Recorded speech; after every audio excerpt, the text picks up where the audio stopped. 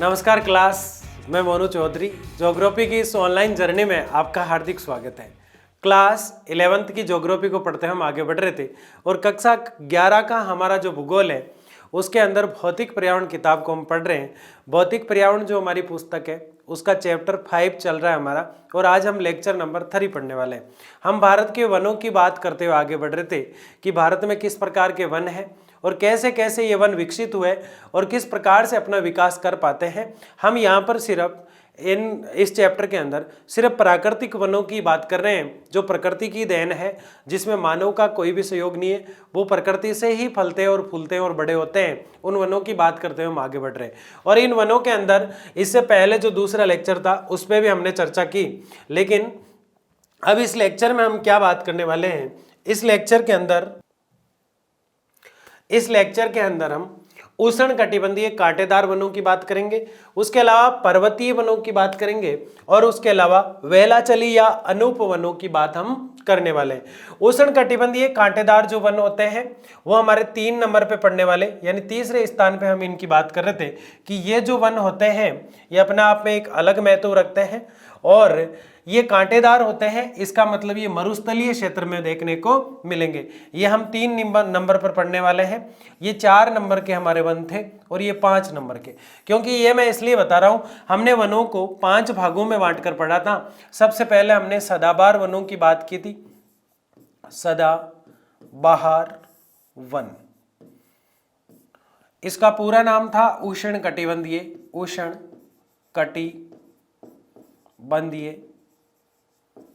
सदाबहार वन। उसके अलावा उष्ण कटिबंधीय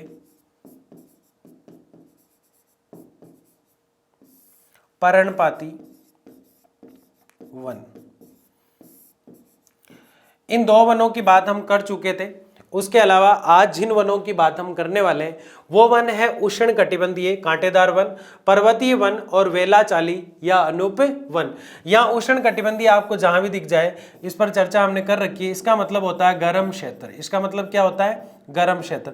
और ये भूमध्य रेखा के ऊपर 5 डिग्री कर्क रेखा की तरफ अक्षांश में और 5 अक्षांश नीचे की तरफ मकर रेखा की तरफ होता है। और यहाँ हमेशा उच्च तापमान और उच्च वर्षा होती है। अगर कहीं उच्च तापमान होता है दुनिया में या फिर उच्च वर्षा अगर कहीं पाई जाती है, ज्यादा वर्षा अगर कहीं होती है, ज्यादा वर्षा, तो हमेशा इन क्षेत्रों में हुआ करती है, उष्ण कटिबंधीय वाले क्षेत्रों में। और ये जो क्षेत्र है, ये क्षेत्र भूमध्य रेखा जिसे हम विषुवत रेखा कहते हैं उससे 5 डिग्री इस तरफ और 5 डिग्री इन अक्षांशों के बीच होता है, यानी कर्क रेखा और मकर रेखा के इस क्षेत्र में ये देखने को मिलता है। ये हमने देखा है पहले। तो उष्ण कटिबंधीय आप समझ गए, इसलिए मैं सीधा बोलता हूँ सदाबहार वन, पर्णपाती वन, कांटेदार वन, पर्वतीय वन और अनूप वन। 5 वनों के नाम हमें याद करने होते हैं और सीक्वेंस से आप आसानी से बोल सकते हैं। मेरे साथ एक बार दोहराइएगा। सबसे पहले वन कौन से आते हैं? सदाबहार वन। उसके बाद जस्ट हम पढ़ते हैं पर्णपाती वन। उसके बाद पढ़ते हैं कांटेदार वन, फिर पढ़ते हैं पर्णपाती वन, कांटेदार के बाद पर्वतीय वन, और पर्वतीय वनों के बाद अनूप वन। अब हमने पर्णपाती को 2 भागों में बांटा, वो बात अलग है। सदाबहार वनों को भी हमने 2 भाग में बांट के पढ़ा, वो बात अलग है। लेकिन आज हम कांटेदार वनों की बात करेंगे, पर्वतीय वनों की बात करेंगे, और वेलाचेली या अनूप वन जिसे टेंगा या ट्रेंडा भी कहा जाता है, अल्पाइन भी कहा जाता है, इनकी भी हम बात करेंगे। सबसे पहले उष्ण कटिबंधीय कांटेदार वनों की बात करते हैं। किसकी बात करते हैं? उष्ण कटिबंधीय कांटेदार वनों की बात कर रहे हैं, जिनके कांटे लगे होते हैं और गुच्छेदार घास की तरह दिखाई देते हैं। इनकी हाइट 2 ही मीटर है। कितनी भाई? मात्र 2 मीटर। छोटे छोटे घास के मैदानों में होते हैं। ये क्यों होते हैं? क्योंकि आप ये जानते हैं जहां ज्यादा बारिश होगी, ज्यादा वर्षा, वहां के जो पौधे होंगे वो कैसे होंगे, और जहां कम बारिश होगी, कम वर्षा, वहां के जो पौधे होंगे वो कैसे होंगे। इन 2 चीजों को अगर हम समझें तो हम ये जानेंगे कि इन क्षेत्रों में बहुत कुछ अंतर दिखाई दे देगा।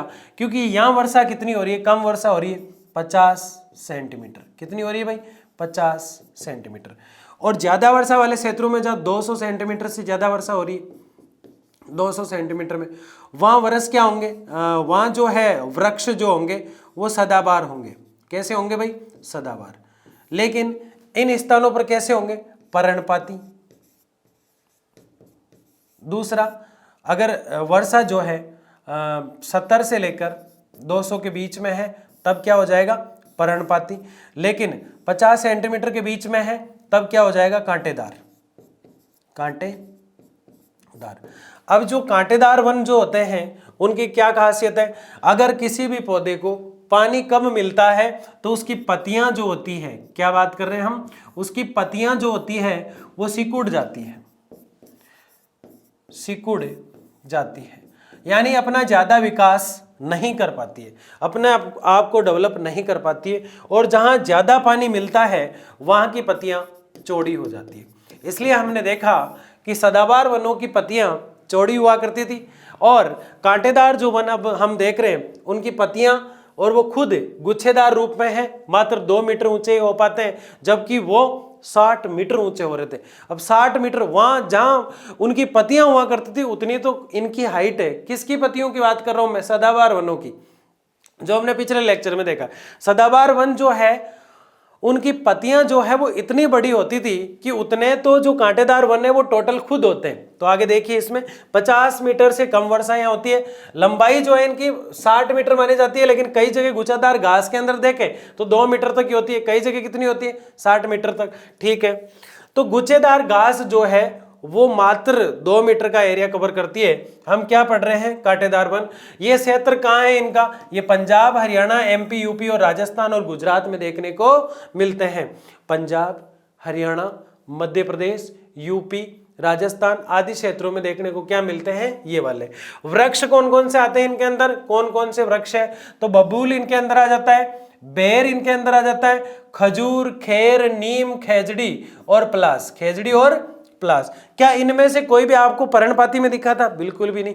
क्या इनमें से कोई भी आपको सदाबहार में दिखा था, बिल्कुल भी नहीं। तो फिर ये कौन से हैं, ये है कांटेदार। ये कौन से हैं भाई, कांटेदार। कांटेदार का दूसरा नाम क्या है, मरुस्थलीय वन। क्या नाम है भाई, मरुस्थलीय, मरुस्थलीय वन। अब कांटे लगे रहते हैं इसलिए पशु भी इन्हें नहीं खा पाते, और आजकल ये लुप्त भी होने लग गए बिल्कुल ही। जड़ें लंबी, कांटे नुकीले होते हैं, जड़ें लंबी रहती है, थार के अंदर, मिट्टी के अंदर घुस जाती है। पश्चिम राजस्थान की अगर हम बात करें, इस पश्चिम राजस्थान की अगर हम बात करें तो यहाँ जैसलमेर के आधे क्षेत्रों में ये ज्यादा देखने को मिलती है। तो ये नुकीली टाइप होती है, कांटे लगे रहते हैं इसके अंदर, और जड़ें जो है लंबी लंबी होती है इसकी, खूब लंबी। थार रेगिस्तान में लुप्त नजर आते हैं। थार का जो रेगिस्तान है वहां ये गायब सी हो गई, दिखाई नहीं देती है, थार के रेगिस्तान में लुप्त नजर आती है। थार का रेगिस्तान जो पाकिस्तान के बलूचिस्तान से जो टच हो रहा है राजस्थान का, उसकी बात कर रहे हैं। नुकीले होने के कारण पशु कम खा पाते हैं। पशु क्या कर पाते हैं, कम खा पाते हैं। यानी नुकीली होती है इसलिए पशु बेचारा खाने जाता है और उसके मुंह में चुभ जाती है, जीभ में, होठ में छेद कर देती है। तो नुकीली होने के कारण पशु भी इसको क्या करते हैं, कम खा पाते हैं। वर्तमान के ये कृषि क्षेत्र में परिवर्तित हो रही है। वर्तमान में क्या कर रहे हैं, ये वन जहां है इनका कोई वैसे ही मतलब नहीं है, ये तो बिल्कुल कांटेदार है, सूखे टाइप दिखाई देते हैं, झाड़ियां टाइप है। तो वर्तमान में क्या है, इस स्थान को साफ किया जा रहा है। नुकसान वाली कोई बात नहीं है क्योंकि वहां खेती की जाएगी, कृषि की जाएगी। तो कृषि के लिए वर्तमान में इस स्थान को क्या किया जा रहा है, साफ किया जा रहा है। यानी कि बड़े बड़े वन तो कौन से थे, सदाबहार वन, उसके अलावा पर्णपाती वन। अब छोटे छोटे हैं, जैसे पर्वतीय पढ़ेंगे हम कुछ देर बाद अनूप पढ़ेंगे। अभी हम पढ़ रहे हैं कांटेदार वन। कांटेदार वन कांटीली झाड़ियां होती है, 2 और 60 मीटर के आसपास तक ये देखने को मिलती है, बीच में 2 से 60 मीटर के बीच में, और 60 मीटर से ऊपर ज्यादा वाले तो वो हो जाएंगे सदाबहार वन जो है।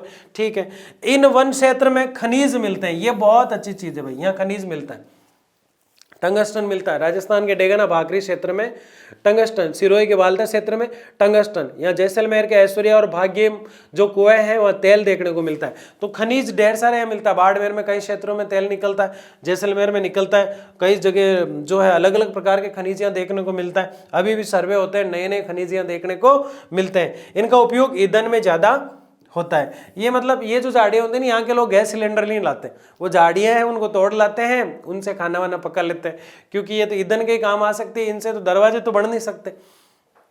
छोटी छोटी सी पत्तियां, छोटी छोटी सी डंडियां, अब क्या दरवाजा बनाओगे, क्या टेबल बनाओगे, इसके कुछ भी नहीं।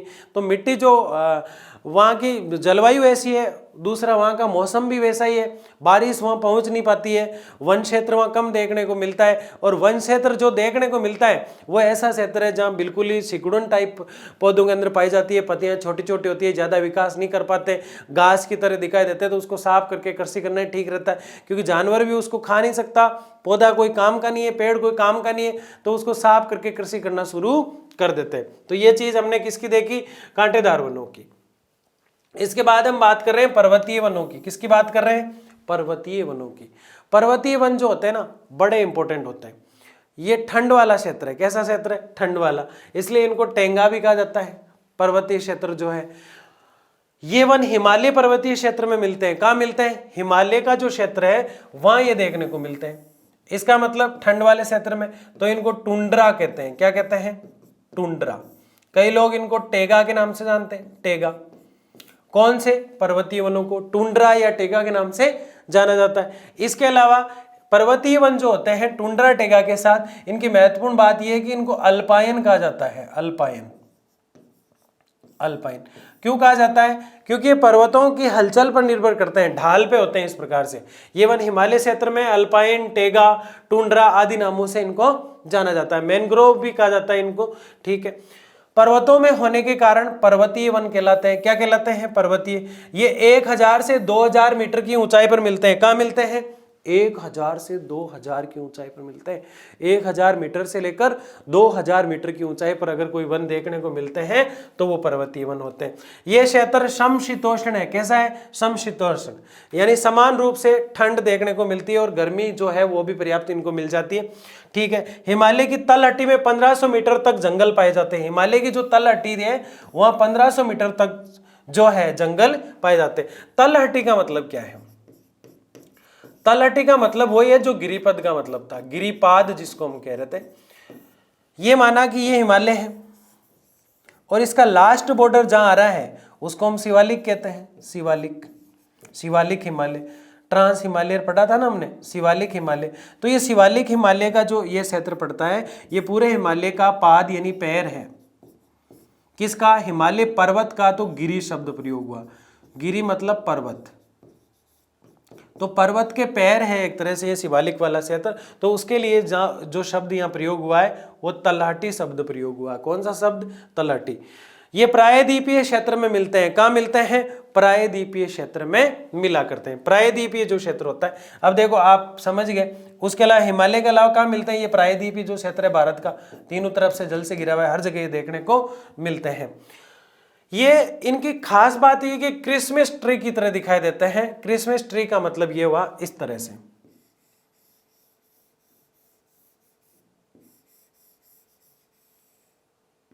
ये पौधे इस प्रकार से होते हैं।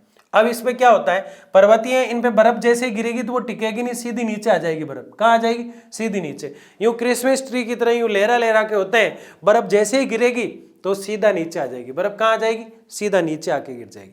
तो क्रिसमस ट्री की तरह ये होता है। दूसरी खास बात क्या है, इनकी जो लकड़ी होती है ना वो नरम होती है, या फिर हम यूं कह सकते हैं कि लचीली होती है, एक प्रकार से लचीली, ज्यादा कठोर नहीं होती है, लचीली होती है। क्योंकि बर्फ जैसे गिरती है तो ये उस तरफ मुड़ जाता है, तो वो धीरे से टूटता नहीं है, ये रबर टाइप होता है यूं इस प्रकार से। बर्फ जैसे ही गिरी या तो सीधी नीचे आ जाएगी बर्फ, सीधी नहीं आएगी तो ये झुक जाता है उस तरफ से। बर्फ जैसे ही नीचे जाती है ये फिर खड़ा हो जाता है, लचीला है। कौन से पर्वत, पर्वतीय जो वन है, कौन से वन, पर्वतीय वन।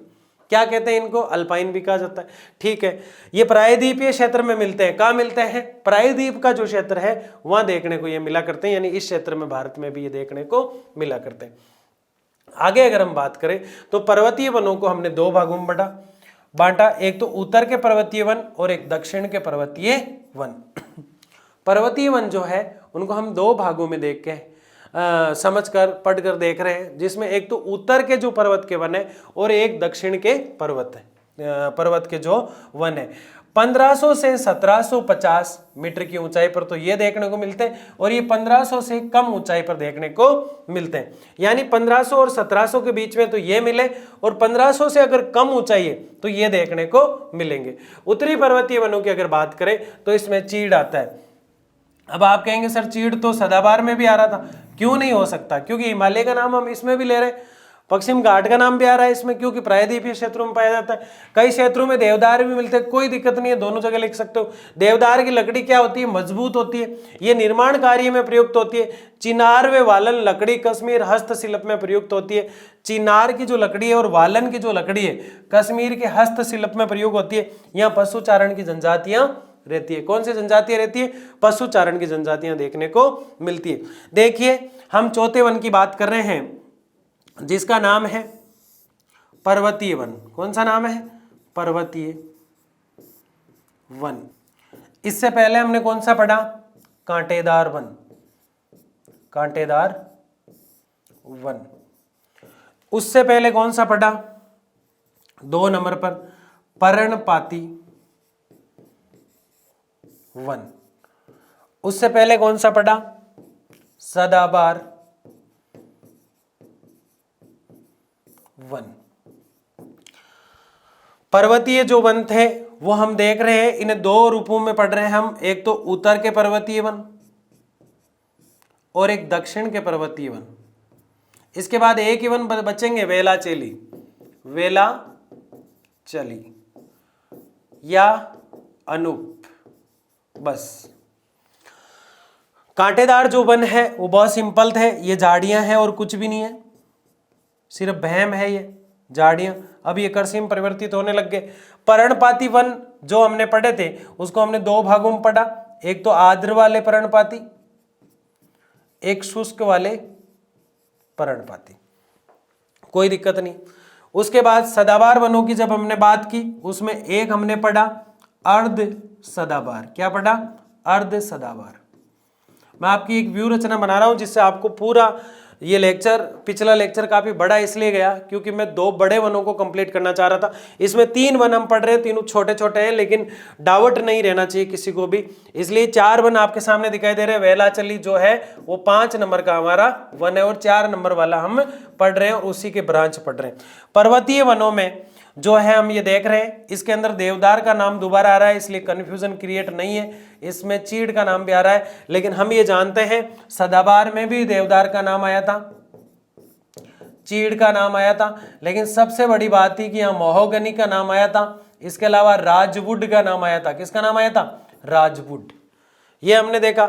लेकिन पर्णपाती वनों को जब हम देख रहे थे तो उसमें शुष्क पर्णपाती जब हम देख रहे थे 2 रूपों में, आर्द्र और शुष्क। शुष्क रूप के अंदर सबसे महत्वपूर्ण चीजें हमने पढ़ी थी, वो वन आपको याद होने चाहिए। हमने उसमें खेर पढ़ा था, हमने उसमें पॉपुलर पढ़ा था,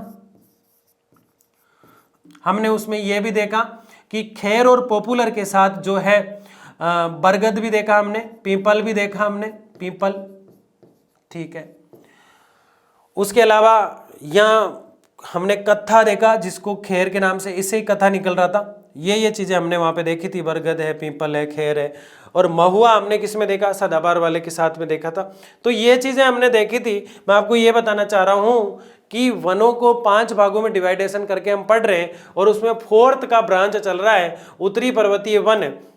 और ये वन भी ठीक उसी प्रकार से जैसे राजवुड और महोगनी हमने पढ़े थे और देवदार जो चीड़ वो उसमें पढ़े थे वो इसमें आ रहे हैं। इसमें अलग क्या आ रहा है? चिनार और वालन। चिनार और वालन। कश्मीर के लोग जो हस्तशिल्प का काम करते हैं, जो हाथों से खिलौना बनाया करते हैं, उनमें जिस लकड़ी का प्रयोग करते हैं वो चिनार और वालन। आप कभी कश्मीर जाते हैं तो वहाँ देखिएगा, वहाँ के लोग खिलौने बेचा करते हैं लकड़ी के बने हुए, तो वो चिनार और वालन की लकड़ी है। किसकी है? चिनार और वालन की लकड़ी। तो पशुचारण की जनजातियां भी यहाँ रहती है, ये देखिए हमने। आगे देखिए, यहाँ पर्वतीय जनजाति क्षेत्र है। कहाँ? पर्वतीय जनजाति क्षेत्र कहाँ देखने को मिलता है? पर्वतीय जनजाति क्षेत्र का मतलब है पर्वतों में रहने वाले जो लोग हैं वो कौन से हैं? तो यहाँ गुज्जर जाति मिलती है। ये वो गुर्जर नहीं है जो राजस्थान के कई क्षेत्रों में देखने को मिलते हैं, ये गुज्जर जनजाति है। बूटिया ये हमने पढ़ी है जब हिमालय पढ़ा। बकरवाल और गड्डी ये जनजातियां देखने को मिलती है। आपको चारों याद हो जानी चाहिए। देखो जी बी, मतलब जी बी, क्या याद करना है? जी और बी, आसानी से जी और बी। जीबी व्हाट्सएप या फिर जीबी जो एमबी जीबी जैसे बोलते हो आप, ठीक है। जीबी से कैसे याद हुई? जैसे गुज्जर, ठीक है। दूसरे वाले जैसे गड्डी, ये याद करना है, ठीक है। बी से बकरवाल। दूसरे वाले बी से बूटिया। ये आसानी से याद हो जाती है, कोई दिक्कत वाली बात नहीं। आगे बढ़े, फटाफट खत्म करते हैं इसको, क्योंकि ज्यादा कुछ बचा नहीं है। इतना फास्ट हम नहीं चल रहे हैं, आसानी से पढ़ रहे हैं, कोई दिक्कत किसी को नहीं आना चाहिए, ठीक है ना। दक्षिणी पर्वतीय वनों की अगर बात करें, दक्षिण में जो पर्वतीय वन है उसमें पश्चिमी घाट जो है वहां, विंध्याचल का जो क्षेत्र है वहां, और नीलगिरी का जो क्षेत्र है वहां तीनों प्रायद्वीपीय क्षेत्रों में दक्षिणी जो है वो देखने को मिलते हैं। ये दक्षिणी क्षेत्र देखो, पहले क्या था, ये उत्तरी पर्वतीय क्षेत्र था, और उसमें कुछ क्षेत्र में उत्तर की बात हम कर रहे थे, और अब हम किसकी बात कर रहे हैं यहाँ, दक्षिणी क्षेत्र की। तो इन क्षेत्रों में दक्षिण के अंदर, ज्यादा दक्षिण की तरफ जो है पश्चिम घाट जो है वहां, और भारत का ये जो क्षेत्र है, ये वाला क्षेत्र भारत का, ये वाला, यहाँ जो वन पाए जाते हैं वो दक्षिणी पर्वतीय वन होते हैं। कौन से होते हैं, दक्षिणी पर्वतीय वन होते हैं। यहाँ वन पाए जाएंगे वो अलग होंगे, यहाँ होंगे अलग होंगे, और यहाँ जो होंगे वो अलग होंगे। अलग किस प्रकार से, यहाँ जो वन होंगे वो दक्षिणी पर्वतीय वन होंगे, ठीक है। तो विंध्याचल, नीलगिरी और पश्चिम घाट पर ये वन देखने को मिलते हैं। आगे देखिए, इन्हें सोलास वन भी कहा जाता है। ये बहुत महत्वपूर्ण चीज है, पर्वतीय वनों का ही नाम है। पर्वतीय वन जो है उनका दूसरा नाम क्या है, सोलास। कमेंट बॉक्स में लिख देना। ये आप देख रहे हैं कि छोटे छोटे चीजें हैं, इसलिए मैं सोचूं कि ये करा दी जाए, आपको कोई डाउट नहीं रहे। बाकी मुख्य वन जो थे वो हमने पढ़ लिए, तीनों एक ही लेक्चर में ये आ रहे हैं। कांटेदार बचे थे हमारे, पर्वतीय बचे थे, और वैनाचली या फिर अनूप वन बचे थे। हमें याद ये रखना है कि इनका दूसरा नाम क्या है। कांटेदार जैसे नाम आया तो हमें याद होना चाहिए कि मरुस्थलीय वन इन्हीं को कहा जाता है। जैसे विश्वोत्तरीय के वनों की बात करें तो सदाबहार को कहा जाता है। पतझड़ वाले वनों की बात करें, मानसूनी वनों को बात करें तो पर्णपाती को कहा जाता है। वैसे ही अगर मानसूनी वन नहीं, मरुस्थलीय वन जो है, मरुस्थलीय वन अगर किसी को कहा जाता है तो वो कांटेदार वनों को कहा जाता है, और वो हमने अभी पढ़ा थोड़ी देर पहले। पर्वतीय वन जो है वो पर्वतों वाले वनों को कहा जाता है, और ये प्रायद्वीपीय क्षेत्र में भी देखने को मिलता है। विंध्याचल, सतपुड़ा, पश्चिम घाट आदि क्षेत्रों में देखने को मिलते हैं। और पर्वतीय वनों का दूसरा नाम क्या है, सोलास है। क्या नाम है, सोलास। तो ये नाम आपको याद रखना है। जैसे मैंने लिखा पतझड़ वन, तो आपको पता चल जाना चाहिए किस वन की बात कर रहा हूं। पतझड़ वन मतलब हम जो पर्णपाती वन है उसकी बात कर रहे हैं। जैसे मैंने लिखा अनूप वन, जो हम पढ़ने वाले में से अनूप वन, तो वैनाचली की बात कर रहे हैं। जैसे मैंने लिखा टुंड्रा या टेगा या अल्पाइन या ठंडे प्रदेश वाले वन, तो सीधा सीधा आपके दिमाग में क्या आ जाएगा, पर्वतीय वनों की बात यहां पे हो रही है। जैसे ही मैंने बोला मरुस्थलीय वन, तो आपके दिमाग में कांटेदार वन आ जाना चाहिए। अब जैसे ही मैंने बोला मानसूनी वन, तो आपके दिमाग में मानसूनी और पतझड़ आते आपके दिमाग में क्या आ जाएगा, पर्णपाती। तो ये इस प्रकार के वन है। तो आपको एक तो ये चीज याद रखना है कि कौन से वन को और किस नाम से जाना जाता है। जैसे ये हमारे सामने सोलास नाम आया, तो ये पर्वतीय वन का नाम है। किसका है, पर्वतीय वन का नाम। तो कौन से वन को किस नाम से जाना जाता है। हालांकि मैं कोशिश करूंगा कि एक सारणी बना के पेश कर दूं आपके सामने, लेकिन आपको ऐसे भी याद रखना है कि किस वन को किस नाम से जाना जाता है और कौन सा वन किस वन में आता है। जैसे रोजवुड बोलूं आप समझ जाओगे, जैसे महोगनी बोलूं आप समझ जाएंगे, जैसे चीड़ देवदार बोलूं आप दोनों में बांट देंगे उसको, जैसे खैर बोलूं तो आप समझ जाएंगे, पीपल बोलूं, बरगद बोलूं आप समझ जाएंगे।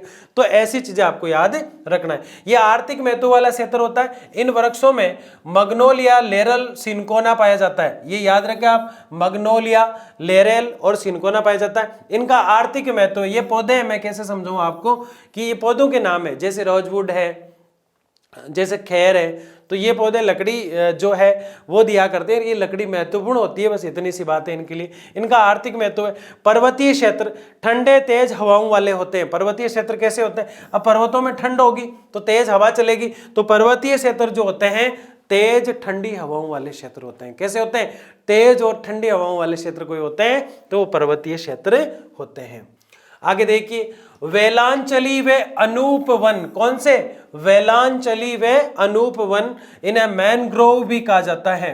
मैनग्रोव मैनग्रोव, ऐसे लिखा जाता है। मैनग्रोव भी कहा जाता है। क्या कहा जाता है इनको? मैनग्रोव भी इनको बोला जाता है। वेलाचली व अनूप वन वो वन होते हैं जो तटों के दलदली वनों के रूप में देखने को मिलते हैं। तो हम इन वनों की बात करते हुए आगे बढ़ रहे थे कि वेलाचली व अनूप वन जो होते हैं उनको मैनग्रोव भी कहा जाता है। इनका एक नाम कई जगह देखने को मिलता है जिसको गरान कहा जाता है। क्या कहा जाता है? गरान कहा जाता है। तो मैनग्रोव कहूं, चाहे ग्रान कहूं, चाहे वेलाचली कहूं, चाहे अनूप वन कहूं, चाहे समुद्र के किनारे वाले वन कहूं, समुद्र के किनारे वाले वन कहूं, चाहे तटीय वन कहूं, तटीय वन, ये इनके नाम है सारे, आपको कंफ्यूज नहीं होना है। कोई सा भी नाम मिल जाए तो हम वेलाचली अनूप वन की बात कर रहे हैं। खारे पानी वाले वन कहूं, खारे पानी, समुद्र के किनारे खारे पानी होता है, खारे पानी वाले वन, तो सब के सब वेलाचली व अनूप वन होंगे। इन्हें मैनग्रोव वन भी कहा जाता है। क्या कहा जाता है? इन्हें मैनग्रोव वन भी कहा जाता है। इसके 70% भाग पर चावल की खेती की जाती है, धान की खेती की जाती है। यानी वेलाचली वो वन है, कहीं भी हो जाता है, भारत तीनों तरफ से प्रायद्वीपीय तट पर है इस प्रकार से। तो ये जो समुद्र के पास में जो टच हो रहा है क्षेत्र, दलदली क्षेत्र जहाँ खारा पानी होता है, वहाँ जो वन उगते हैं वो वेलाचली व अनूप वन उगते हैं। ये झाड़ी टाइप होते हैं, यूँ मतलब नीचे होते हैं, ज़्यादा बड़े नहीं होते, झाड़ी टाइप बने रहते हैं यूँ, और जंगली जानवर बहुत ज़्यादा रहते हैं इसके अंदर। मतलब बंगाल टाइगर जो है वैसे इसके अंदर बैठा रहता है। अचानक से कोई गया, आपके यार सर ने बताया था आज तो हम अनूप वन देख के आते हैं, समुद्र के पास खारे पानी वाले क्षेत्र में चले गए और वहाँ जाके देखा जैसे ही बंगाल टाइगर आगे निकल गए। क्या बोलेंगे? मैं भारत का नागरिक हूँ। हमने बात की थी ना इस पे कि भारत का नागरिक हूँ, छोड़ दो मुझे, तो वो क्या बोलेगा? हमारे यहाँ पर हमारा ही संविधान चलता है, कहीं का भी है चाहे तो कोई भी दिक्कत नहीं है, आज तो जान से मारा जाएगा। तो बंगाल टाइगर जैसे जो जीव है वो यहाँ देखने को मिला करते हैं। तो अनूप वन बहुत महत्वपूर्ण है, जिसको मैनग्रोव के नाम से भी जाना जाता है, जिसे गरान के नाम से भी जाना जाता है, जिसे खारे पानी के वन के नाम से भी जाना जाता है, जिसे ठंड के साथ समुद्र तट के वनों के नाम से भी जाना जाता है, आदि नाम इसके देखने को मिलते हैं। ये विश्व का 7% है, यानी ये जो जितने तट होंगे ना उतना ही है। विश्व का कितना प्रतिशत है? 7%, ओनली फॉर 7%। सबसे ज्यादा वन कौन से है भारत में? बताओ, भारत में सबसे ज्यादा वन पर्णपाती वन बहुत आयात में पाए जाते हैं। और कौन से वन कम थे भारत में? सदाबहार वन जो थे वो कम थे। इनमें अतिक्रमण बढ़ रहा है। क्या बढ़ रहा है? अतिक्रमण। अब ये जो क्षेत्र है इस पर सब कब्जा करना चाहते हैं, कीमती क्षेत्र होता है, इनका संरक्षण आवश्यक है। इनका समय रहते क्या करना चाहिए? संरक्षण करना चाहिए, नहीं तो ये 7% का 5 होगा, 5 का 4 होगा और फिर धीरे धीरे खत्म हो जाएगा। अब आपके लिए लास्ट में सवाल जो कमेंट बॉक्स में आपको बताना है कि भारत में राष्ट्रीय वन संस्थान, राष्ट्रीय वन सर्वेक्षण या वन संस्थान जो है, जो वन के बारे में रिसर्च करता है, वो कहाँ है? पहला सवाल। दूसरा, भारत में वन की रिपोर्ट कितने साल में आती है? तीसरा, भारत जो है उसमें वनों में सबसे प्रथम स्थान पर कौन है और सबसे कम कौन है? और भारत में वनों के अंदर सबसे प्रथम स्थान पर केंद्र शासित प्रदेश कौन सा है और सबसे ज्यादा वाला कौन सा है? ये जो सवाल है आपको कमेंट बॉक्स में बताने हैं। अब इससे आगे अगर हम देखें तो पक्षियों का आश्रय स्थल, ज्यादा पक्षी कहां देखने को मिलते हैं? इसी क्षेत्र में। अंडमान, पश्चिम बंगाल, गोदावरी, कृष्णा, महानदी क्षेत्र के महत्वपूर्ण वन। अंडमान, पश्चिम बंगाल, गोदावरी, कृष्णा और महानदी क्षेत्र के महत्वपूर्ण वन है। यानी अंडमान निकोबार पे ये देखने को मिलता है, पश्चिम बंगाल, गोदावरी, यानी ये वही तट है, वही नदियां और वही क्षेत्र है जो समुद्री तट के पास है जहां पानी खारा है। इन्हें 8 भागों में बांटा गया है। अब तक कोई महत्वपूर्ण बात नहीं थी, लेकिन अब अनूप वन जो है उनको 8 भागों में बांटा गया। ये अनूप और ये 8, कोई दिक्कत नहीं है, 8 भागों में बांटा गया है और वो आपको अच्छे से पढ़ना है। पहला, दक्षिण में दक्कन पठार के जलाशय और दक्षिण पश्चिम तटीय क्षेत्र की लेगून व अन्य आर्द्र भूमि। ये क्या कह रहा है? दक्षिण में दक्कन पठार के जलाशय, दक्षिण पश्चिम तटीय क्षेत्र, यानी यही क्षेत्र है इसका, ज्यादा कोई लोड नहीं लेना ये क्षेत्र, ठीक है। आगे राजस्थान, गुजरात और कच्छ के खारे जल वाली भूमि। राजस्थान का थोड़ा सा समुद्र, गुजरात और ये कच्छ वाला जो क्षेत्र है ना, राजस्थान से ऊपर और गुजरात के उस तरफ, वहां वाली भूमि जो है, वहां जो खारा पानी है, वहां भी ये देखने को मिलते हैं। तो अब तक हमने क्या सीखा? अब तक हम सिर्फ 2 ही पॉइंट बना पाए यहां तक। एक तो दक्कन पठार में देखने को मिलता है, दक्कन का पठार, ठीक है, दक्कन का पठार भारत के इस तरफ पड़ता है ऐसे, ठीक है। दूसरा कच्छ का मैदान, कच्छ का मैदान। 2 चीजें तो हमने पढ़ ली, 8 में से 2 तो हमें याद होगी। दक्क, क्या याद होगी हमें? द और के, दक्कन का मैदान और कच्छ का रण, ठीक है। आगे देखिए, गुजरात राजस्थान से पूर्व केलादेव राष्ट्रीय पार्क और मध्य प्रदेश की ताजा जल वाली झीलें वे जलाशय, वहां भी ये देखने को मिलते हैं। खारे पानी वाले क्षेत्र में भी तो होते ही है, लेकिन उसके अलावा थोड़ी थोड़ी जगह और भी देखने को मिलते हैं। राजस्थान के भरतपुर में देखने को मिलते हैं। कहाँ देखने को मिलते हैं? भरतपुर में। गुजरात में भी देखने को मिलते हैं, ठीक है। भारत के पूर्वी तट पर, भारत का जो पूर्वी तट है, ये भारत का क्षेत्र और ये भारत का पूर्वी तट की आर्द्र भूमि और लेगून झीलें दिखाई देती हैं। यहाँ पे चिल्का आदि झीलें जो है उन पे देखने को मिलता है। उसके अलावा गंगा के मैदान में ताजा जल वाले कच्छ क्षेत्र गंगा के मैदानों के आसपास देखने को मिलता है। ब्रह्मपुत्र घाटी में बाढ़ के मैदान और उत्तरी पूर्वी भारत और हिमालय गिरिपद के कच्छ एवं अनूप क्षेत्र में देखने को मिलता है। अब देखिए, सबसे पहले हमने क्या देखा, आपको बहुत ज्यादा कंफ्यूजन क्रिएट हो सकता है यहाँ, इसलिए मैं आपको एक आसान तरीका बताता हूं इन्हें याद करने का। सबसे पहले दक्कन को याद रखें आप, 1 नंबर पर दक्कन में देखने को मिलते हैं। उसके बाद दक्कन के बाद जो आया तो कच्छ का जो क्षेत्र है वहां देखने को मिलता है। तीसरा, राजस्थान के भरतपुर में देखने को मिलते हैं ये वन, राजस्थान के भरतपुर में देखने को मिलते हैं। ये तो आपको हो गए 3 पॉइंट याद। इसके अलावा गंगा के जो मैदान है, किसके मैदान? गंगा के जो मैदान है वहां देखने को मिलते हैं। अब गंगा याद आते हैं आपको, सारी चीजें याद आ जाएगी। गंगा के मैदान, गंगा, कावेरी आदि, है ना, गंगा के मैदान। उसके अलावा 5 नंबर पे आपको याद रखना है कि पूर्वी तट, यहां पश्चिम तट की बात नहीं कर रहे हम, पूर्वी तट भारत का, वहां पे चिल्का का मतलब छोटी छोटी झीलें हैं जिसमें एक चिल्का झील आती है। तो पूर्वी तट पर झीलों के रूप में लेगून शब्द किसके लिए प्रयोग हुआ? झील के लिए। यहाँ आपको थोड़ा कम दिखाई दे रहा है क्योंकि स्पेस कम है हमारे पास यहाँ, लेकिन आप सिर्फ याद रखें दक्कन के क्षेत्र में अनूप वन देखने को मिलते हैं। सबसे पहले अनूप वन का नाम क्या है?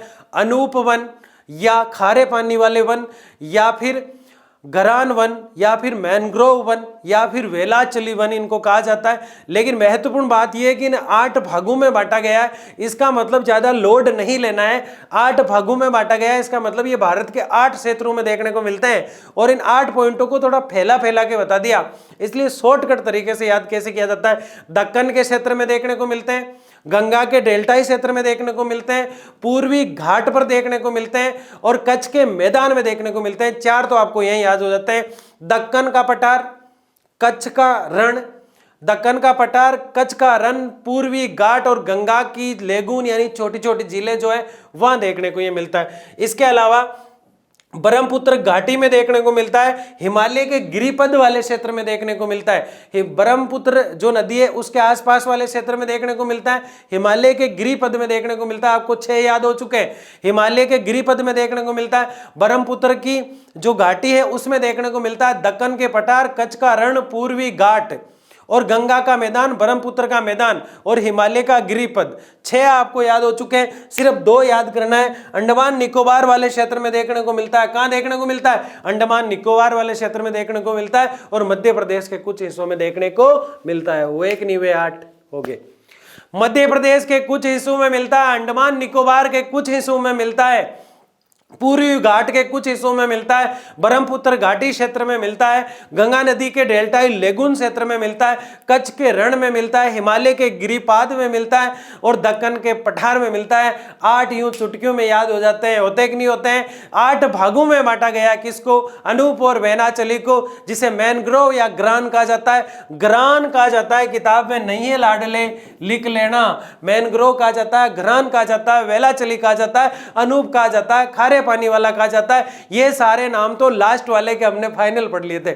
लेकिन सदाबहार वन तो सदाबहार विश्वतीय था। पर्वतीय वनों की अगर बात करें तो पतझड़ और मानसून था। ऐसे ही हमने कांटेदार वनों को मरुस्थली वन का, और भारत के इन वनों को हम जाबाज तरीके से पढ़ चुके हैं, मस्त तरीके से पढ़ चुके हैं। बताओ मेरे साथियों, बताओ मेरे शहर शहरनियों, आपको भारत के वन समझ में आए कि नहीं आए? हमने वनों को 5 भागों में बांटकर पढ़ा, एक एक वन की हमने बात की। इसलिए आज के इस लेक्चर में इतना ही। लाइक करना है, शेयर करना है, सब्सक्राइब करना है, कमेंट बॉक्स में लिखना है आपको भारत के वन समझ में आए या नहीं आए। मिलते हैं अगले लेक्चर में एक शानदार वापसी के साथ। बहुत बहुत धन्यवाद।